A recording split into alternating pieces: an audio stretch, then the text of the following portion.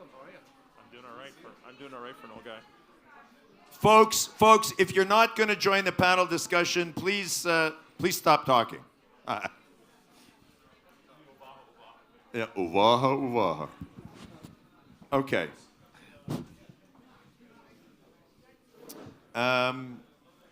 So this is the second panel that we're doing today at the Ukraine Invest sponsored Invest Day at Ukraine House. My name is Daniel Bilak. I'm the chairman of Ukraine Invest and the chief investment advisor to the Prime Minister of Ukraine. And today we're going to discuss a very interesting topic, personal data security and really privacy in the digital age. And I took a lot of heat for this topic because I won't mention the names of the people on the panel yet that gave me heat, but said, this isn't really relevant to Ukraine and things like that. And then we started talking about it.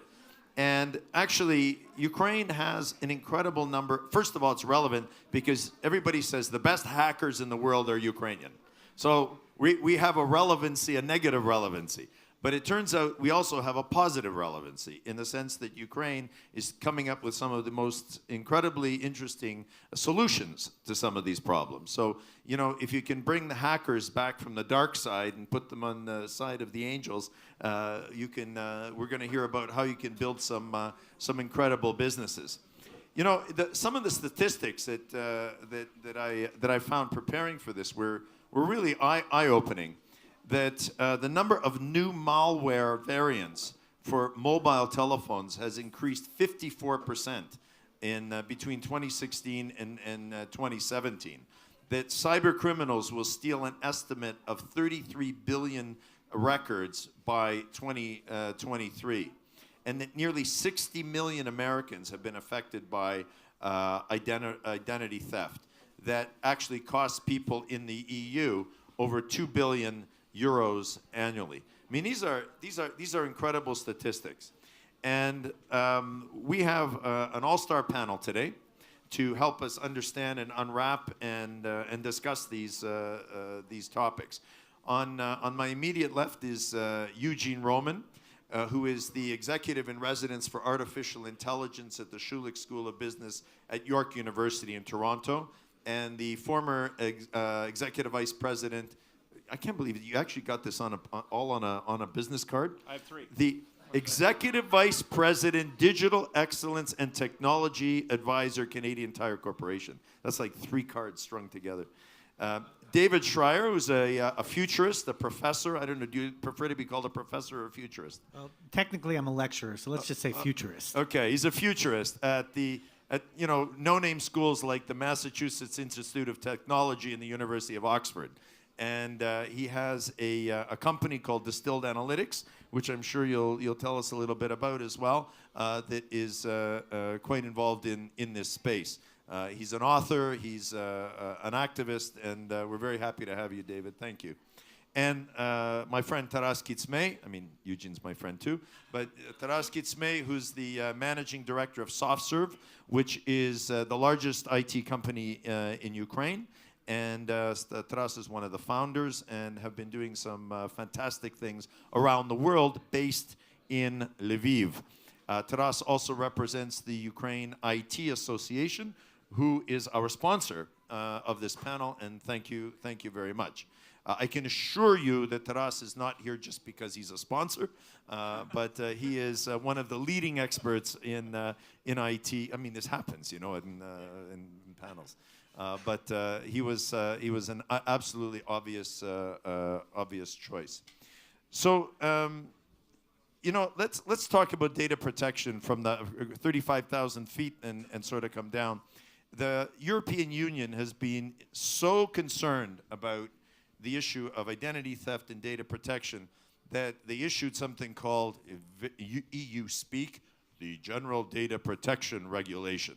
And this innocuous and banal-sounding name is going to have really widespread implications, and I think it already has. David, maybe you can tell us a bit about this.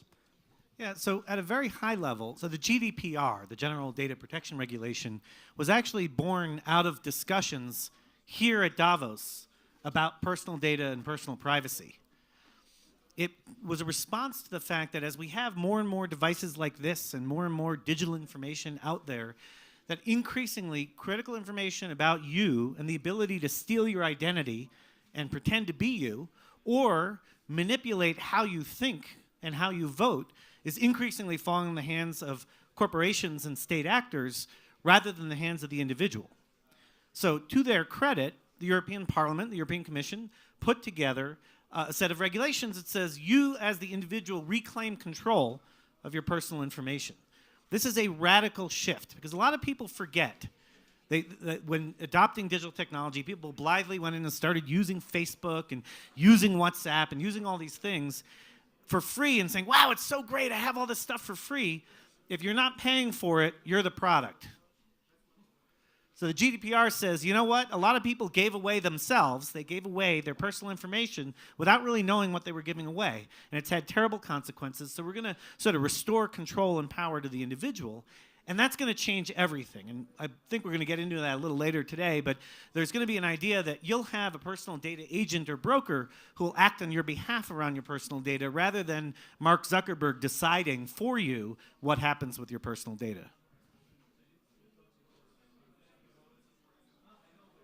What does this do for, I mean, there's a lot of talk about the FANGs, Facebook, Amazon, Netflix, and Google essentially monopolizing the market. And there's been a lot of debate recently regarding regulating them and how do you regulate them and just tech governance, big tech governance in general.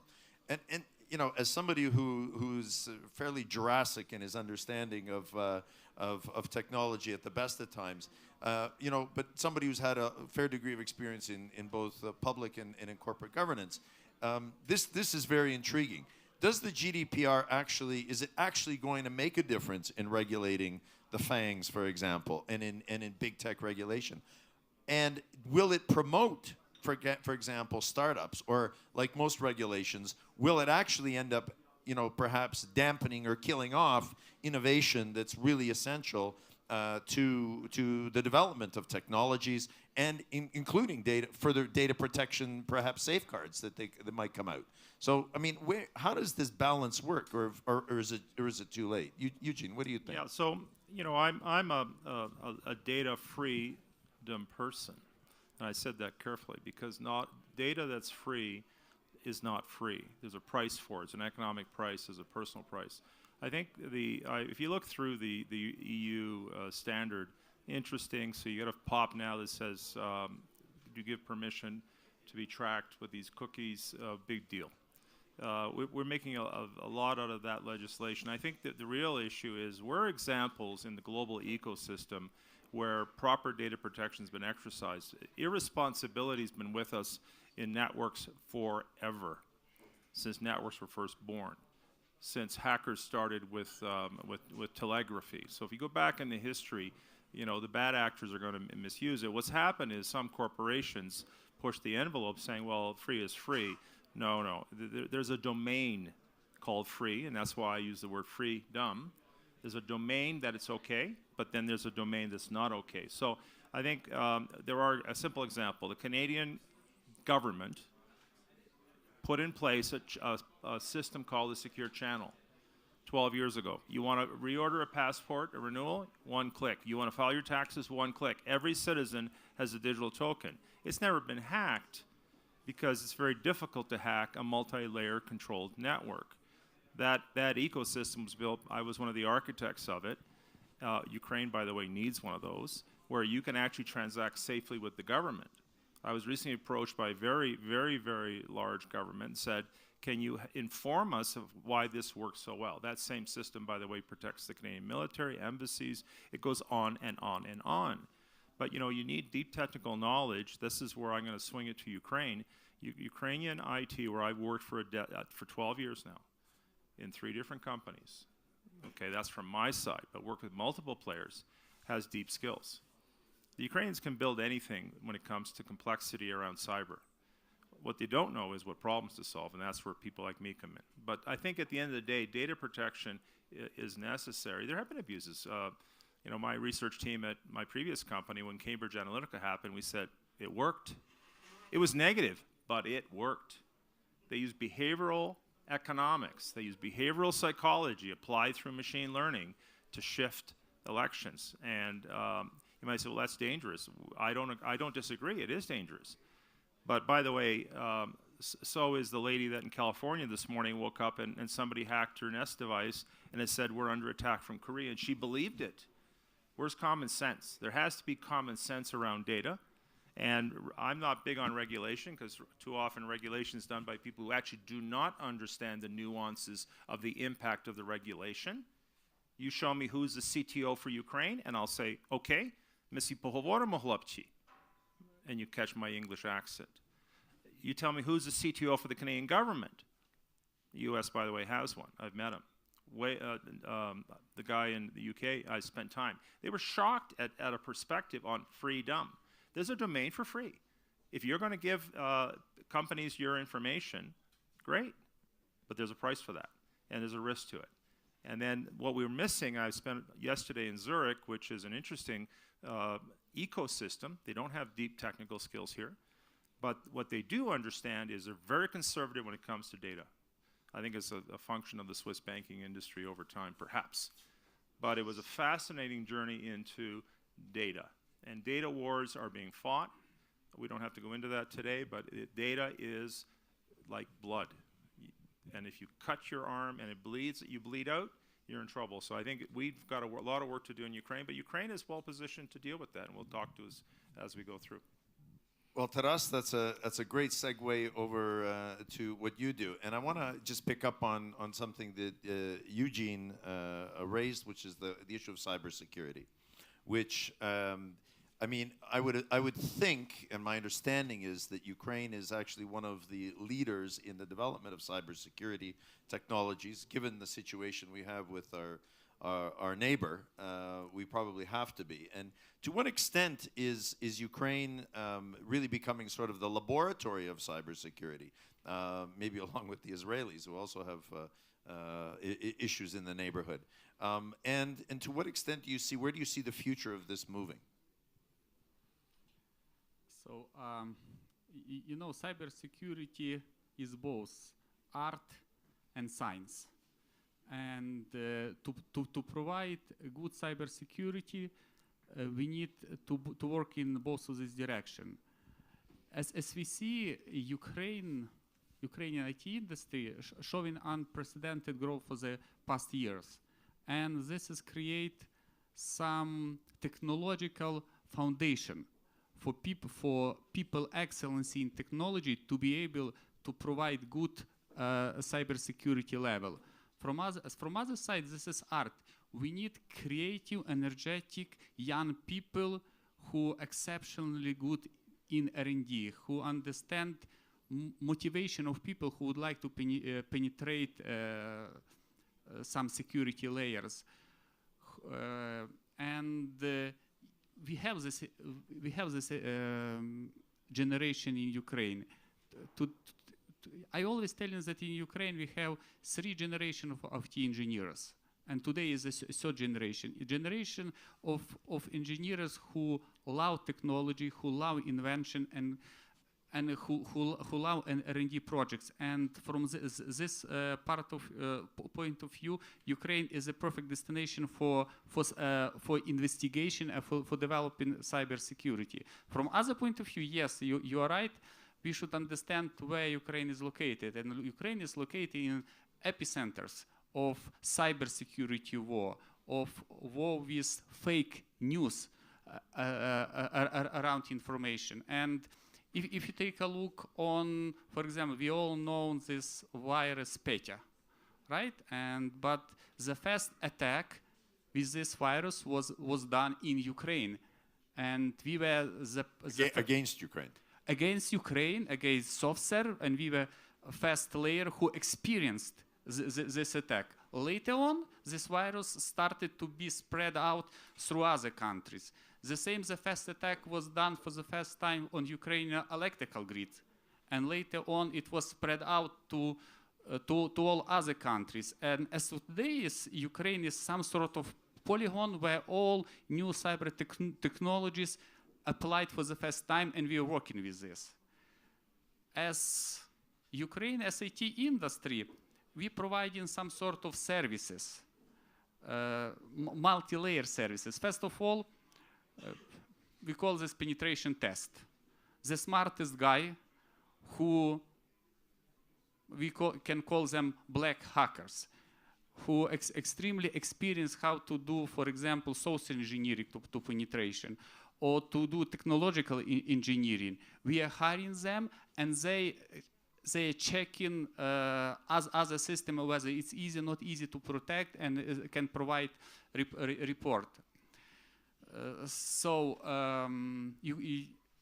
If to take in general on our industry, you know, we have some history why it happened, why we are where we are today, and we see that when we are building protections, there are a couple.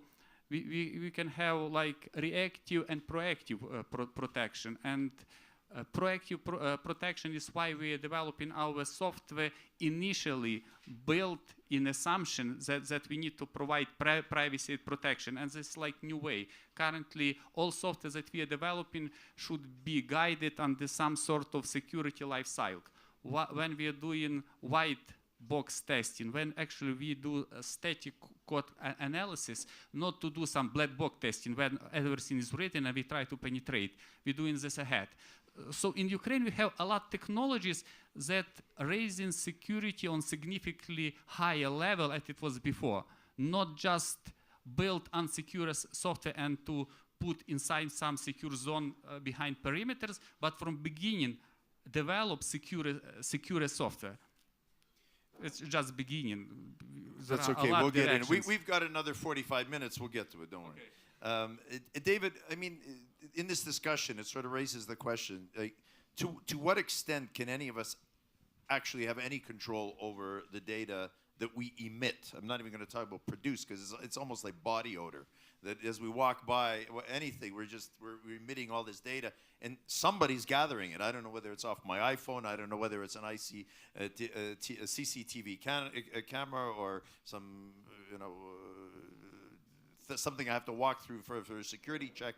I mean, is this just something we have to learn how to live with? Yeah, well, one thing that I spent a lot of time talking about is the need for greater data literacy.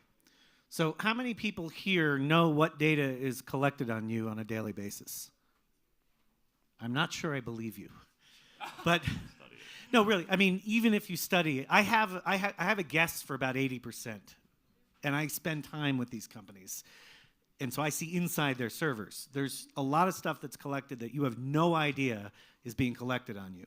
When your cell phone is on and you walk past the storefront, if it's got a live Wi-Fi network, there's something called war driving. It's like body odor. Yeah, it's kind of like body. They can not only people can tap the network, they can know what the network exists, but they also can then tap the device IDs that are even trying to connect to the network, even though the network is locked.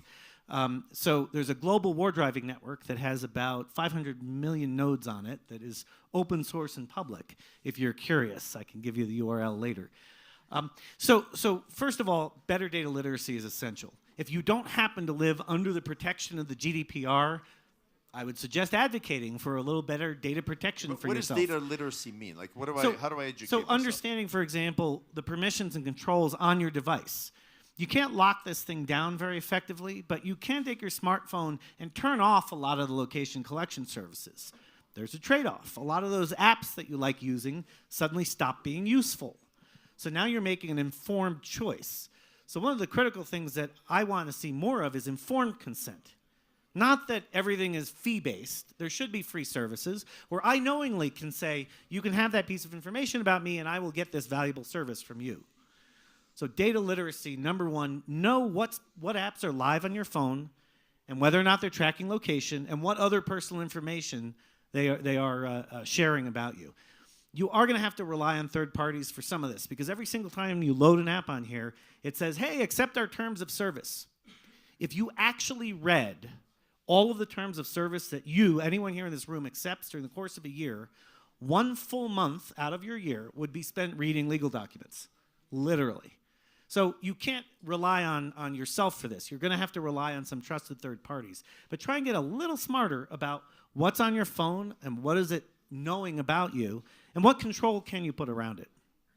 Well, and who uses all this stuff? Like, I mean, all of this body odor that's emitted. I mean, where does Where it to go? begin? How is it used? I mean, Yeah, it's who pays for it or who steals it. So corporations and governments. And by the way, sometimes corporations steal it. So there's a lot of stuff going on around the edges where companies are acquiring data in the gray zone. And so, you got to be really wary about But is this data going to be used in a benign way? I mean, is it there for them to do their programming and Sure. and forecasting? Now I got an or ad is it for going that, to be used in a way that's harmful? I mean, we hear a lot of the stuff, and I don't want to pick on particular countries because but there's one very big one in Asia that everybody seems to be very concerned about these days in China. And what is that actually and a being big used one in for? North America. And a big one in North America. Homeland Security Act, totally open. But is it about transparency? Is it about coming back to this governance thing? I mean, you're not going to advocate for the Chinese government to open up their anything with any degree of success. But I will say, if you do business in China, take a separate laptop and then scrub it when you leave the country. Literally. And Brazil as well. And Brazil, yeah, well. I'm not going to speak about the U.S., but I'll leave others to speak to that. But no, I mean, you got to raise awareness, you got to raise literacy, and for God's sakes, we need better security. And this comes back to the idea that Ukraine, of necessity, has developed some deep skills in the cybersecurity area. That's going to help protect personal data as well. Eugene, I mean, picking up on this, I mean, okay, I'm going to go through my apps. I'm going to clean out the stuff I don't use. I'm going to turn a bunch of things off. But, we now hear about artificial intelligence. And, we're not quite sure whether we're going to be invaded by cyborgs next week or whether all the things that are linked in our Internet of Things at home are going to start attacking us. I'm going to open the fridge, get a beer, and it's, the pizza will leap out at me or something. I mean, how much of this is really scaremongering, but also what is actually going to happen with artificial intelligence? The advice that David just gave us and some of the things that Taras was talking about, how relevant are they going to be in a month, 2 months, 6 months, a year? And where are we going with technology? I think, you asked a question about body odor, or as Ukrainians call it, chesnik. It's garlic. Garlic. So the problem with data is it's not all the same. And so, for example, if you're using Google Maps and you see the traffic, I was on the train and I saw the backup around Davos for obvious reasons. It's all bright red. Anybody know how they do that? Accelerometer built into your iPhone. So they're actually tracking the speed at which your iPhones are moving. Okay, now you know. But you can turn that off. But when you go to use that part of your app, you have to turn it on. There's a price for knowing whether there's traffic ahead. Okay, and that's what's basically put the GPS people out of business in your car, because the GPS is useless because you're stuck in traffic most of the time. You know where you're going, into traffic, where Google Maps tells you where the traffic is. So there's a price for everything. I think I was trained by a guy called Diffie. Diffie was in Mountain View, California, and I was one of his students. And Diffie wrote the Diffie-Hellman algorithm. We're still living on that algorithm, the VPN algorithm. Okay, it's probably the only really secure way to do things through cloaking, network cloaking techniques still today. That's 35 years later. It's like toilets. They haven't evolved either in 100 years. So I think to the. But now you don't have to flush them; they flush themselves. Well, depending on what country you're in. But I think the professor or the lecturer, I think you're right. Is there an investment? Let's look at board of directors of companies. I recently retired. I'm a few weeks into retirement. I always imagined that I would retire and go off, and because of my deep expertise in e-security, join a board. They don't care. There's very few that actually care. Well, I had this discussion before Christmas. Well, we'll bring in experts and they'll tell us. What board today would operate without accountants on their boards or business leaders? That's going to have to change, because you actually have to understand the depth of the topic as a director, and saying, well, okay, well, I'll have some, give me advice. Yeah, that's no help when you've been hacked. And I've lived through enough security incidents, mostly advising governments who were damaged, very much damaged so. I had active debates with technology companies about Homeland Act and what it implies. And you know, one of the companies said, well, you're crazy. They won't use it badly, really. Homeland is a major problem. By the way, in Canada, we're not allowed to move data in the US because of the act. We can move to Ireland, we can move to EU. I don't know about Brexit now, that'll create its own problem. But you know, there's no safe harbor in the US. There are big debates. And you look in Canada, we're taking advantage. Microsoft set up data centers in Montreal. Google's been forced to set up data centers and guarantee that data doesn't traverse. And I advised a company in Europe, military contractor, that they were going to go to jail, by the way. That was about 6 years ago. I go, what do you mean? I go, you're shipping your data to Houston. Yeah, it's America. Good luck. That company was subsequently fined 20 million euros for violating European data privacy, way beyond what we live with today. This has been around for a long time. So, you know, it is complex. What I look to Ukraine, for example, is where are your masters and PhDs? I know some of them. You're helping graduate some of these. Who are the deep thinkers, the new generation of Diffies and Heilmans. They're not that common. You tell a bright young student, let me go design this platform and make $100 million, or I'm going to go into e-security business and grind my head if something goes wrong. It's a tough space. Yet, whether we like it or not, security matters. It has been with us as long as humans have been on this earth. So I think, you know, the exchange of ideas has to change. I was shocked a few years ago. I went to a conference. I don't go to security conferences that often because a lot of it is this. And it was a closed conference. They brought in the ex-head of the U.S. government on this, and nobody would talk. And it was all the Canadian banks. I said, why don't you guys talk? They're competitors. Yeah. I get that Well, all guess the what? time. Every major Canadian bank to date has been hacked in one shape or form since. No, you must share information strategically. My God, I couldn't believe it. I was shocked. 3 days in a very nice resort in Muskoka, Ontario, and not one person. And they said after, you've got some interesting ideas on this and this and this, but we don't talk about that. It's competition. Guess what? When you're dead, that's your competition, because that's what you're competing against. And if you don't protect your data as a company, you don't protect your data as an individual, you will suffer consequences. So I'm still struggling about, you know, I'm a busy guy. I basically am 24/7 doing emails. I've got run around talking to investors, et cetera, et cetera. You know, I don't really have the time to unlock all of this stuff. Isn't there an app that I can use that's going to do this stuff for me? You know, I mean, that's an answer. And it comes back to my my previous question about artificial intelligence. I mean, Taras, is my phone going to be understanding my limitations and going to start figuring out, okay, Dan is a techno moron. He's not going to figure this out on his own. I can figure out what his needs are, and can I make those decisions for him? I mean, where is artificial intelligence actually going, and what are Ukrainian companies such as yours doing in this space? Okay, thank you. You know, today data is considered as an oil. You know, we all looking for some sort of new knowledge, rules, whatever. And this is like, this knowledge is gold. And the level of artificial intelligence as of today allow us to find this new knowledge in huge amount of data. And this data is like land where we can find a lot of gold. And this is why this land or data is costly. If to take a look today on countries, today the leader in having this land to huge amount of data for further analysis, whatever, is China.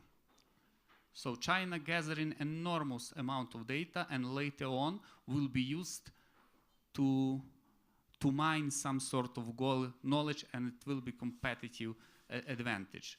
So artificial intelligence as of today is helping us to find this knowledge in any locations of big data. So this artificial intelligence could be used both ways. It's quite often artificial intelligence used to penetrate or to break some sort of defense. And from other point of view, artificial intelligence could be used to protect. So today, when we are building some sort of protection of our systems, there are probably 3 directions that we need to work.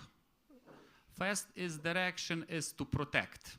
That is a core word, protect, is to put fence around us. We need to protect our infrastructure, we need to protect our applications, we need to develop some sort of policies, standards, architecture, how we're doing this, user access control, whatever. But you know, if you're putting some fence around you, it's not enough. You need to browse, let's say, area around you. And to browse area around you, like you need to put some video cameras and understand what is going on around you. It's very good to find some threats before they became attack. To understand attacks before we got some sort of breach of data, or to understand this breach before we got some sort of influence on business, some losses, whatever. And this is second direction. This is, first of all, could be implemented by AI, artificial intelligence. Only artificial intelligence can browse around you what is going on, to look for some common patterns, who is doing what, and to give us information ahead when we not yet attack, when we can anticipate the threats. And artificial intelligence today is quite used in the market to protect ourselves. And the third direction, just to finish this thought, to protect us, is resilience. Nobody can be 100% confident that never breach happened. Sometimes happened, and we need to have ahead some sort of procedures, whatever, what we'll be doing if this breach happened. We should have this plan before, not after. If you have this plan, breach happened, we could put our business as fast as possible into real operational mode. Thank you. That's probably the best explanation I've had about artificial intelligence ever. I actually think I might understand part of it. David, you've heard Eugene's concerns about the conservatism at the, or the ossification even of thinking at the board level on these things. Taras is talking about these 3 concepts.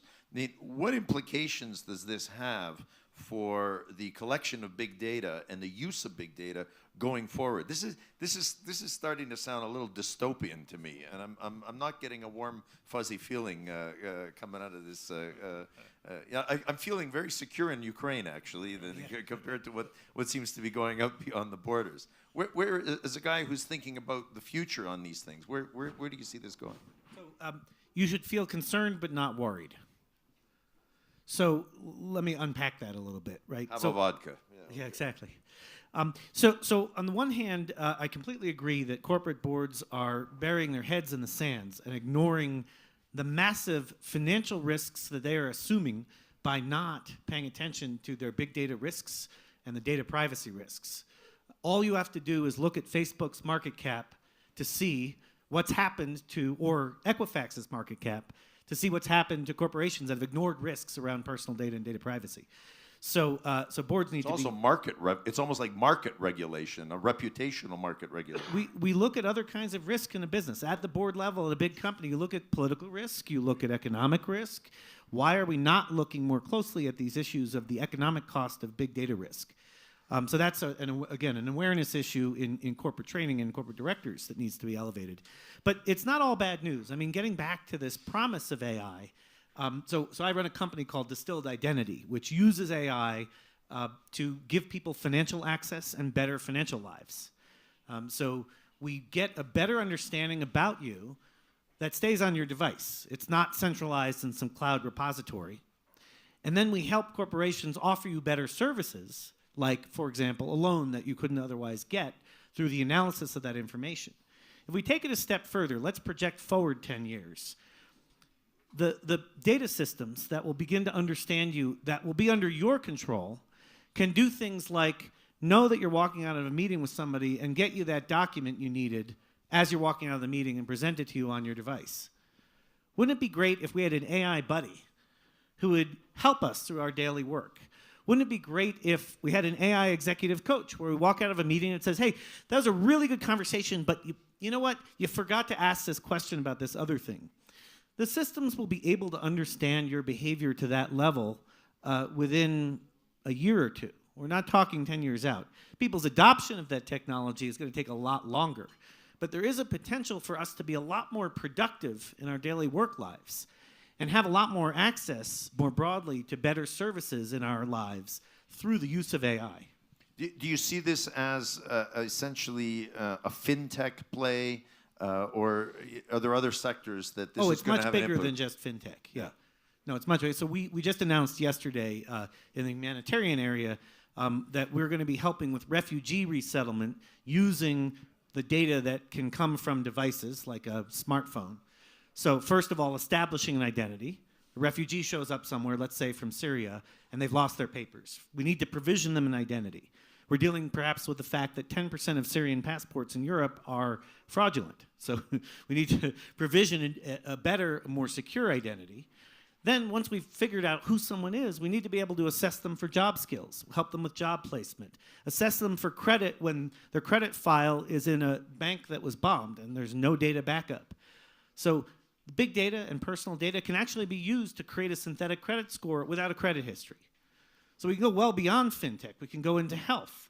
So there's a company called Ginger.io that has been represented at WEF a few times that uses information from a personal cell phone to help predict future health problems and allow you and your doctor to intervene before you have to be hospitalized.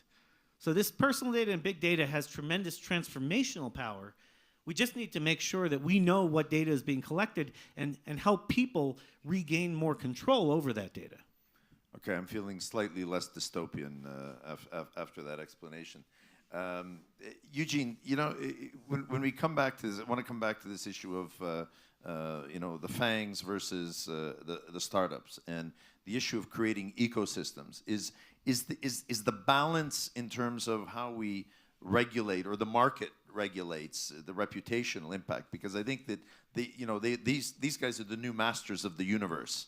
You know, the investment banks were in the 80s, and now we have the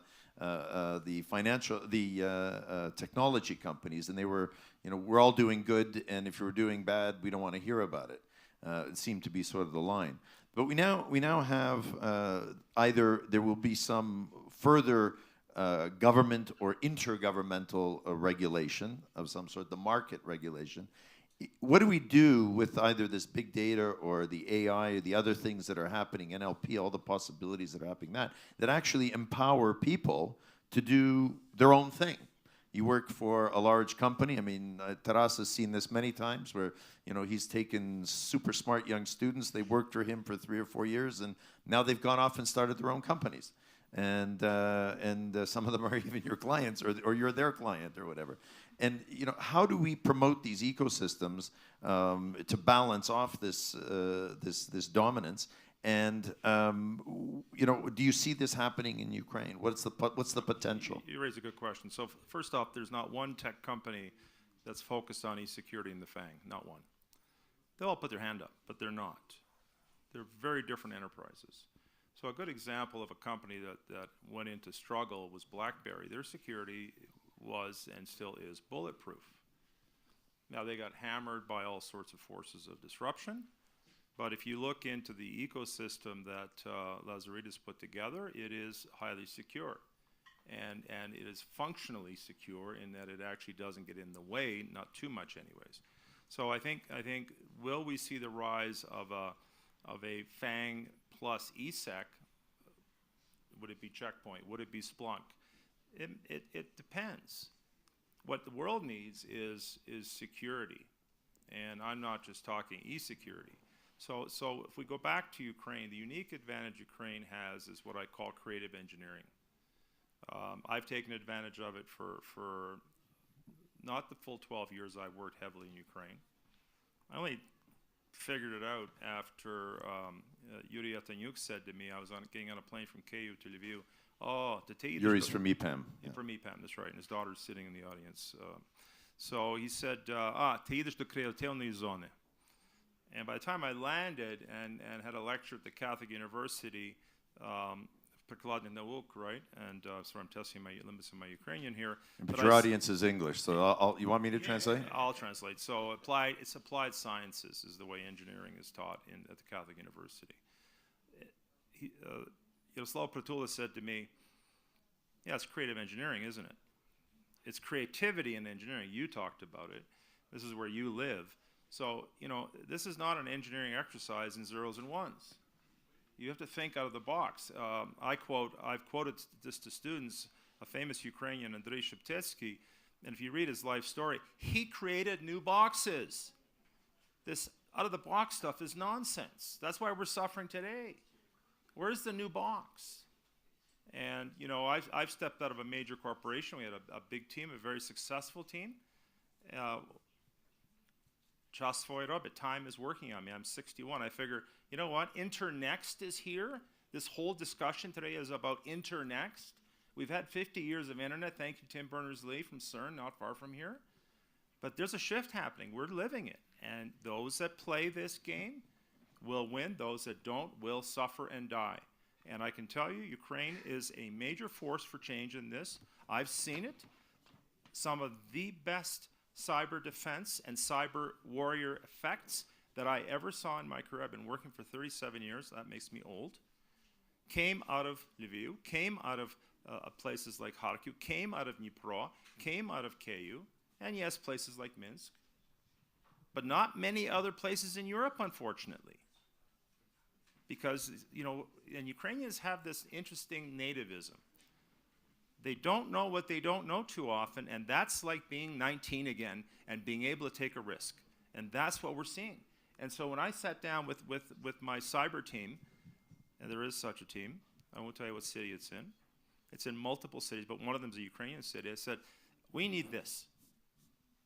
And we need it now. 3 months later, it was sitting ready to go. A protection bot called Shield It. 1 million times an hour it checks. And humans can't do 1 million things an hour. I don't know, maybe Ihor, you can over there, but you just can't. So the machines can do this. And this is what Diffie understood when he developed encryption. This is what, if you go back into what happened with the Enigma, every executive in every company should read the book Colossus and understand what it took to crack that code. We've forgotten all this because we're in a rush to make money. Guess what? You're going to lose a lot of money if you are not well protected, individually and as entities. And that includes governments. I worry very much about a number of governments because they say, yeah, well, our Minister of Innovation will talk to you. Really? That doesn't work that way. So and myself as a self-professed geek, I think you look like one. You're ready to go here. And himself, that's a compliment on this panel. This is a compliment. So this is a very complex area. What you don't know can get you killed. Think of the lock on your door to your house. How many here know how to pick a lock?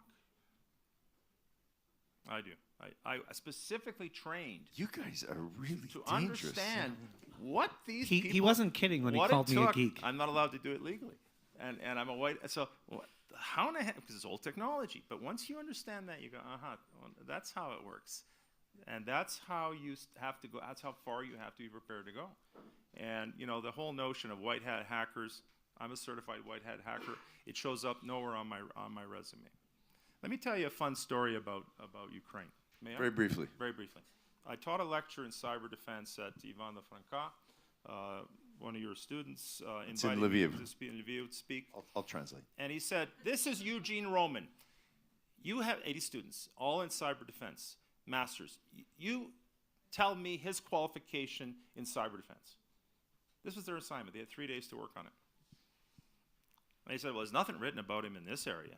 They scanned everything, every public source, nothing, not a word. Okay. One kid, he's working for us these days, said, just a minute.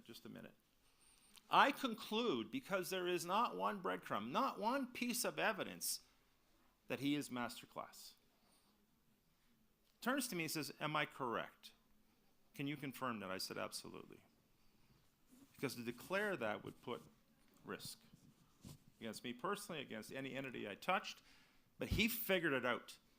And he said, I saw a reference 10,000 pages down. 10,000, nobody does 10,000 things. Edison did, by the way.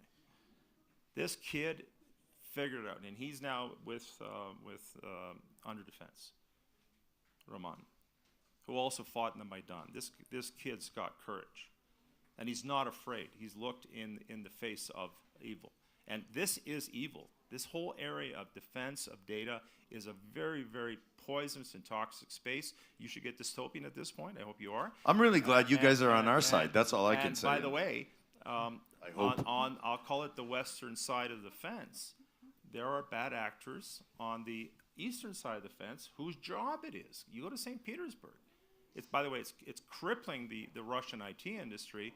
The jobs are moving to Kyiv and Minsk. Why? Because no company, no public company will send technology work to Russia. You know, what happened to Kaspersky? Oh, yeah, no, it's fine. We'll give you security. And oh, it's fine. It isn't fine. This is a dangerous world. So you have to be very careful. I think Ukraine has an interesting place. It's where East meets West. And let's not lose sight of that. But also, let's be careful. You have to be very careful in executing. Thank you. Taras, did you, you were putting your microphone close. Did you want to comment on this? I'm waiting for next Okay. question. Let's actually, you know, my brain is fried right now from this conversation. So I would actually like to see if there are any questions at this stage. We can continue the discussion from the audience. Yes, I dissed you in the last session, so you get first shot in this one. Yeah, thank you, Daniel. I'm Andrzej Cymbal, managing partner of KPMG in Ukraine. And I want to ask you a question about the cyber security, especially in relation to entities. Now, Taras, you mentioned that, you know, Petya, not Petya virus, you know, hit Ukraine as a primary target. And you would expect that corporations, the companies in Ukraine become very aware about the cybersecurity and start doing something about this. However, from talking to our clients, to the business community, you know, we see that they are not really serious about cybersecurity. And just give you one example, you know, the common perception, I would say, in the business community in Ukraine about cybersecurity is that it's more, you know, it doesn't, you know, perception goes like this. It doesn't really matter if you get hacked. What matters is how quickly you can restore your systems to being operational again. And I tell them, look, but what about your data? You know, what about the customer data that you lose? And they say, yeah, what about them? So it just gives you, you know, the level of literacy and, you know, awareness of how, you know, the company should, you know, deal with cybersecurity. So my question to all the panelists, you know, when do you think the companies in Ukraine in particular wake up to the real risks of being, you know, hacked and losing the customer data and start being serious about the cyber security? Okay, let's take another question. We'll group them together and then we can have a wider discussion. Any other questions? Either everybody knows everything or your brains are fried too. Okay, let's go with this one. It's a good one. Oh, yeah, sorry. Oh, sorry, Sophia. You're hiding behind the speaker, so I didn't see that's it. okay. Okay. So I'm just sitting and wondering, I know we have very good, talented people who can work in cybersecurity, but what bothers me a little bit, do we have critical mass of those people? Do we really have enough of those talented people, or should we, because the topic of cybersecurity, it emerges at various conversations about training programs, educational programs, but do we really have those already in place, or should we pay attention to that more? I mean, both of these are really good questions because I was going to ask them later.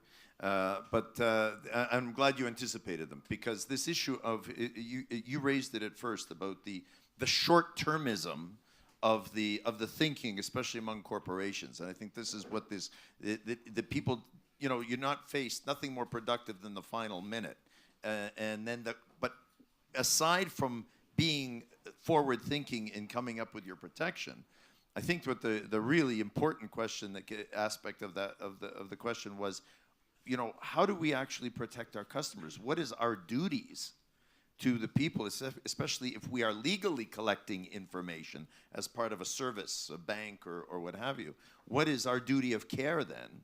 It's more a legal question, but it's still something I want you to consider. We'll start with you, Taras. Okay, let me start.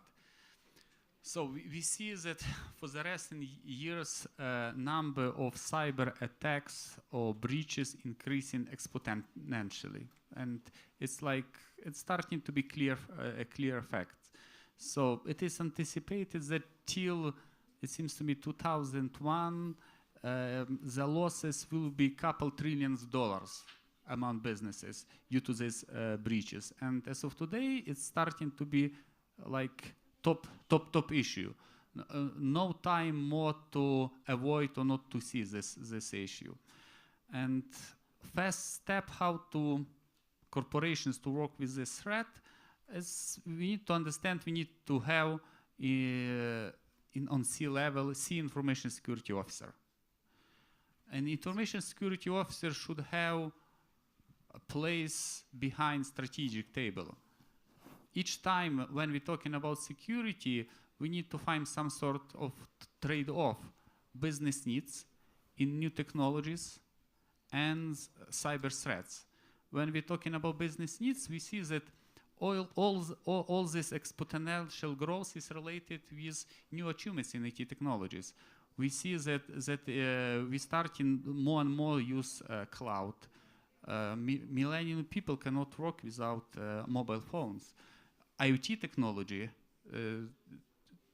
penetrating our businesses more and more, and up to us, we need to make decision.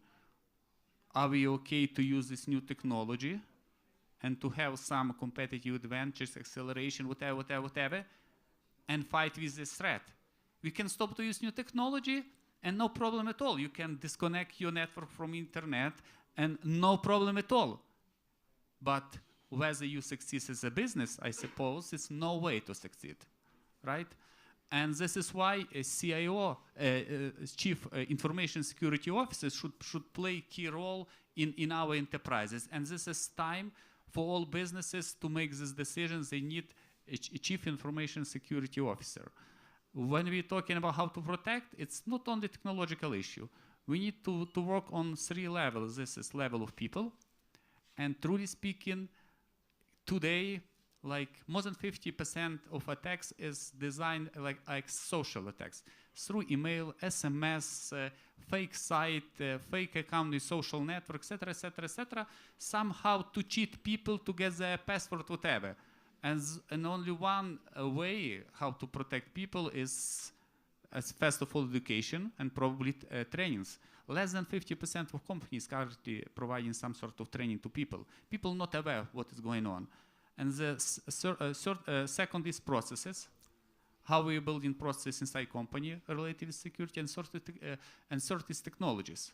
And we talk a lot about technologies. So, and this is, as of today, this is right time to put this on very serious agenda in each corporation. Those are very concrete and practical recommendations. Sounds interesting. David, go ahead. Yeah, I'll offer a little bit of hope around the question of getting corporations to adopt a better cyber posture. One group that is extremely sophisticated about cyber risk is the insurance industry. One of the fastest growing product areas right now in insurance is cyber policies. Swiss Re, just to pick one name out of a hat, is extremely sophisticated about data analytics and AI. I've met with their teams multiple times. They have been meeting with MIT for years to get smart about AI. I can extrapolate without any specific knowledge as to their business plans to a certain point in time when the reinsurance companies will push standards down on the primary insurers. And the primary insurance companies could reach a point of saying, you can't have general liability insurance unless you pass our cyber certification. So the insurance companies, as conservative as their reputation provides them to be, may actually be innovators in the area of encouraging corporations more broadly to do a better job, because ultimately it's going to show up in insurance claims, and these guys don't want to lose money. Another excellent suggestion. Eugene, you going to give us hope, or are you going to... Well, Do I live in my dystopian universe? I think the question is very simple. When you were talking about Ukraine, I was thinking about Canada. I thought you were going to say Canada, because Canada has big problems in this space, as the U.S. does, by the way. So Ukraine is not unique, all right? The problem is I was the CISO for 3 major corporations, and also the CTO, because it was very hard to find somebody at my level of capability. I had an understudy in each case. And when I went to my CEO and said, I need to hire somebody and pay him X dollars, and they said, are you kidding? I'll give it to a vice president, and he'll figure it out. So it takes deep experience. And if you work with, I've worked with the big 6 on this. They have good practices. They have methods. They have capability. I'm not advertising for KPMG or any other company. But then you say, well, what does somebody like Fidelis, which are ex-military guys who look like bikers, to be honest with you, but they think differently. So the whole area of e-security and cyber defense and cyber protection is going to be an evolving thing. It hasn't changed other than the fact that the attack frequency is going up quadratically. Boards and executive teams are not master class. They're not oriented towards this, and that creates an opportunity. The insurance industry, through its conservatism, will spin the dial. But if you look at the Heartbleed attack, my previous company patched it very quickly because we were geared for it. 8 months later, a few Canadian hospitals lost all your health records. Universities shut down in Canada. A major research institute lost everything because it destroyed the data. So some of these attacks, forget stealing it, it eats your data. And by the way, if you didn't pay attention to your backups, which a lot of people don't, guess what happens? You're backing up bad data. You're destroying your data. So it's going to continue to be an evolving space. I've at 61 have given up hope on this, and said, well, somebody's going to deal with this. I'm going to focus on fun stuff, to be blunt, on the AI space. And guess what? I'm getting pulled back into e-security. Left, right, and center. Can you help us build protection bots? And I have done quite a number in my sinister ways, all legal and all designed to protect. And guess what? I believe that's going to continue. Why? Because if you've studied the Enigma, I've held one of the remaining 8 Enigma machines in my hand. You tell me what CEO of any company can tell you how the algorithm works. It took me 2 months to figure it out. And I'm an algorithmicist. And I'm not suggesting they need to do that, but has anybody leading a company said, I'm worried about this? And if you look at things like the QNX kernel, which was written by Dodge, a genius guy, it's all about security from the get-go. And then you get into the whole different realm. So at the end of the day, we're going to continue facing problems. There are companies in the clear unprotected. There are governments in the clear unprotected. Ransomware, where people take your data, lock it up, and then you pay, is happening every day. And then people bury their heads in the sand. Some companies will survive this. Some won't. Some governments may not survive this. But if we look at the famous cases, I studied, and I was in a retail company, I studied the Target hack. The impact on Target of that hack was beyond human comprehension. It took me 2 months to actually understand what in the heck had happened in that attack. 2 months. And then I fed it back to my executive team in a hopefully digestible way, but that's debatable. Well, you always find out when the next attack comes whether it's been digested or not. I want to, we got a couple minutes left. I just want to change gears a little bit and talk. Oh, did you want to comment something? We didn't answer to Sophia's question. Good question. And this is why. Go ahead. So as the answer is yes, currently we have shortage in general for a secure specialist who is skilled to implement this protection, and this is area where we need to work in. You're referring to Canada again, because Canada has a huge shortage. It's funny the parallels between the Canucks. Canada has a huge shortage in this space. By the way, the U.S. does too. Everyone has a shortage. Right. Ukraine, because of the heritage of very strong math and science training, has the potential to create more cyber specialists, but needs to invest in training. So we have to expand our program. So At when's that Ukrainian Catholic University. At Ukrainian Absolutely. When's Catholic that University. master's in e-security coming at Catholic University? Talk to Ihor. Okay. And I'm sorry, Sophia, I missed that. I just get so mesmerized when Eugene speaks. I just lost my mind. I want to change tack at the very end, just to round out on fake news. Is there anything that we can do from a technological perspective to either control it, to gather it, to fight it? Because this is becoming, it's actually psychological at the end of the day, I think. I don't know. And I think, one of the hidden skills that Ukraine's ecosystem has is NLP, natural language processing.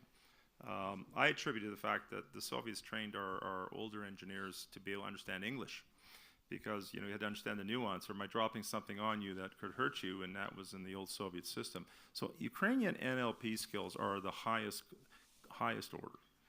And that's where this fits in the equation, is to be able to understand what's going on. So NLP, bridging from NLP skills into e-security skills is still black art. Very few have done it. And then you add in behavioral economics. My area of research is what price if you don't? What's the impact? And when you play those cards out, Ukraine has unique advantages because they have pools of talent. And by the way, the math skills in Ukraine are as good as the math skills in Hungary. And the Hungarians lead the world on math skills. It's just we don't know it. And we tend to say, oh, how can this be so good? It's because the mathematical heritage, the algorithmic heritage in Ukraine and places like Belarus is very, very deep. Well, that's why we hold these sessions, to get the message out. Yeah. David. So it's going to take hybrid systems of AIs and humans in a few different ways. So one, we are going to need better NLP systems, better artificial intelligences to detect where fake news is emerging. But the other thing we need to do is actually teach people to engage in critical thinking again and understand that they're reading fake news. So the Danes, for example, have been very progressive, and grade school kids are taught to discern fake news when they read stuff online and apply critical thinking.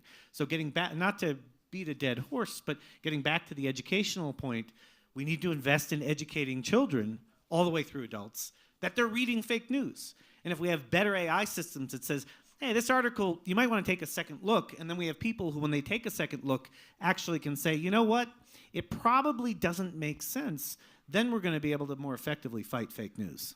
Very interesting. Tarasa, you get the last word. Thank you very much. So I would like to go to this fake news from another perspective. It seems to me that humans should have a right to know truth, or at least to know that some information provided not from artificial person. So we see that currently we are talking about privacy, and privacy started to be regulated by governments, right? Currently we have no regulation about fake news, or I even go deeper to fake sources, for some sources of this fake news. We need maybe to go deeper to understand who creating this fake news. For example, in finance industry, we have some sort of ranking of, let's say, financial institutions. Top trusted ratings, lower. Probably the same we need to have with some sort of media. Today, in Ukraine is really in the epicenter of all of this activities, and we see like coming presidential election, coming parliamentary election, and we have tons of fake news, and for people it's quite difficult to understand which news fake, which is not fake. And yes, IT industry could be very helpful here. First of all, due to artificial intelligence, due to neuro-linguistic programming. If to dig deeper, it's not such difficult to detect this media that producing fake news. It's difficult if you only one. If you started to analyze full circle of medias who is printing what, it's very easy to find partners, producers of this fake news, and we need to educate people and to let them know, you know, this is a top trusted site where we see that people who producing this news are real people. This is like bots or chat bots. It's up to you, trust to them, not trust to them, but we should inform you that it's not real people. And this is very interesting because it comes full circle to what David was talking about technical literacy and with vis-a-vis your own identity. Because actually what you're talking about shapes the identity of and the perspective of people. Yeah, actually we should work on 3 levels. This is government, business, and people. Working on these 3 levels, we can have success in fighting with fake news. Currently, it's disaster. Okay. And on that cheery note, is there It's anybody... fake news, sorry. I can allow one more question if there is a question. Yes, ma'am.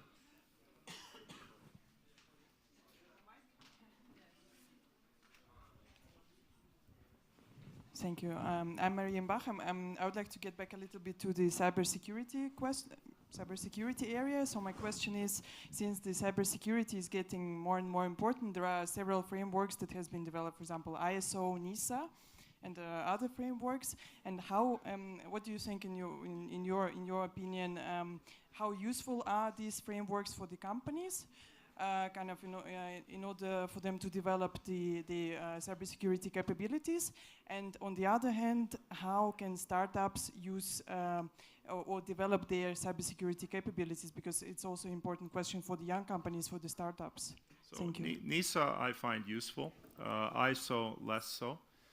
The problem is if you take the corpus of IT people, how many have actually internalized NISA? Very few.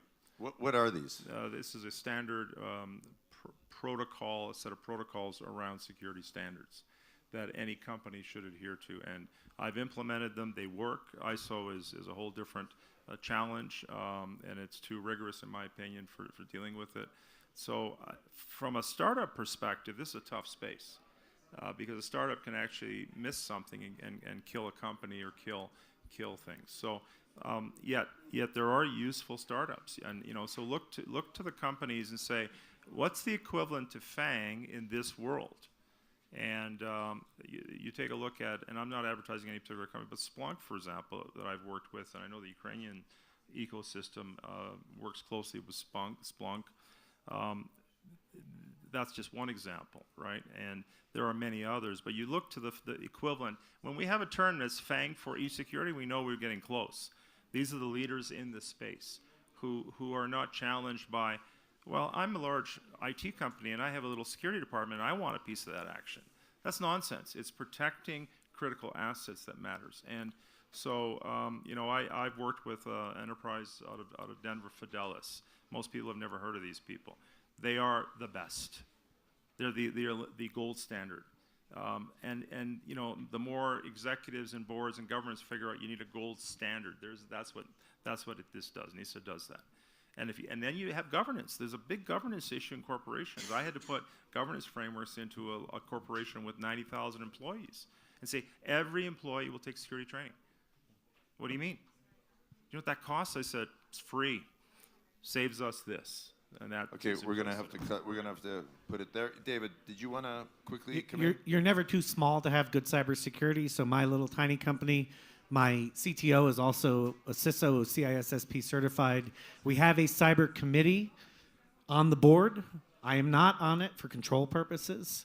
And, we invest in cybersecurity and we get attacked daily. So, even startup companies, particularly if they're in tech, they have to pay attention to cybersecurity. Final words.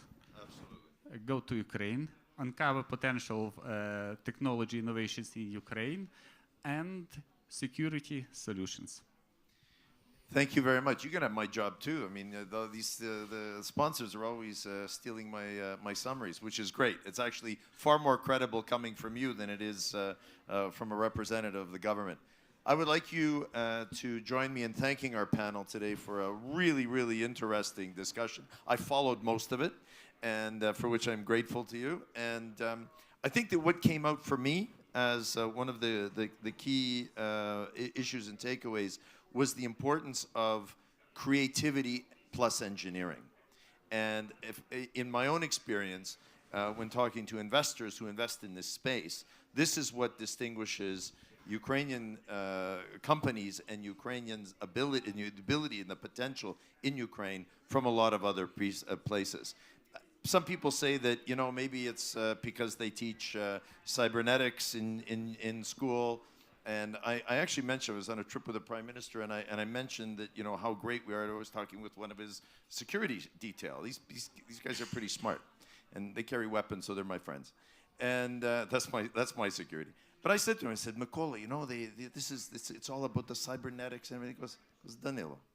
He goes, Ukrainians, never having had their own state, are used to always getting around the rules. We can always find a solution to any problem that anybody throws up. And I think that's actually, when I thought about it, that's actually quite true, that that our engineers are just living in the country where they live, have to be very creative in the application of what they do with very little resources. And I think that's very inspiring. Please join me in thanking our panel, and the next panel will be in half an hour, a very interesting one on brains and grains in the direction of investment.